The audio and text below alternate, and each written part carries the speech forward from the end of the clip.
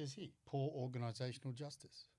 Procedural justice, fair decision-making, informal fairness, keeping everyone up to date and in the loop, interpersonal fairness, treating people with dignity and respect. We get a lot of this kind of case now. Not having clear guidelines and procedures on how to take annual leave, not recording this there. And so there ends up being miscommunication. So for instance, someone, goes into Slack or something and say, hey, I'm not in tomorrow. Is that okay? Yeah, no worries. But then HR goes and says, where is this person? They haven't recorded it in the SOS system. Yep. We're going to call them in for disciplinary action and terminate them for being absent or whatever, right? So it just comes to miscommunication, is that comes down to your policies and procedures.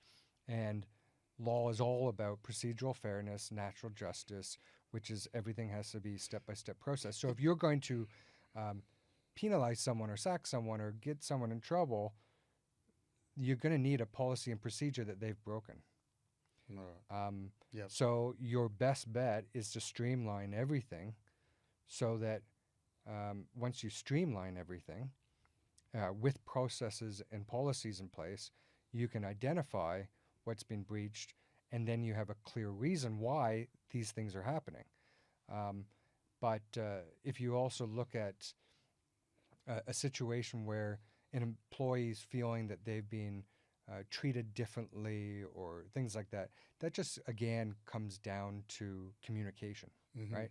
And it's having your disciplinary procedures in place, but it's having your grievance procedures in place, having a policy on what to do if you feel that you need to make a complaint against something. Yeah. Because this only becomes an issue once it's gone on for far too long. Yeah. And then someone disappears, and then you get a workers' compensation claim because for something that you never even knew about. I know, but it just seems like these things are being weaponized. I mean, I don't know personally, but I'm saying it's really making the structure very clear for employees to grab hold of one of these, then use that as a adverse action, right? And as much as the employer might be in the right, you've still got to prove it. Yeah. Right. And it's a nightmare. Like, it's stuff you really don't want to deal with. And now there's a lot of facts involved, and it can be very, very expensive.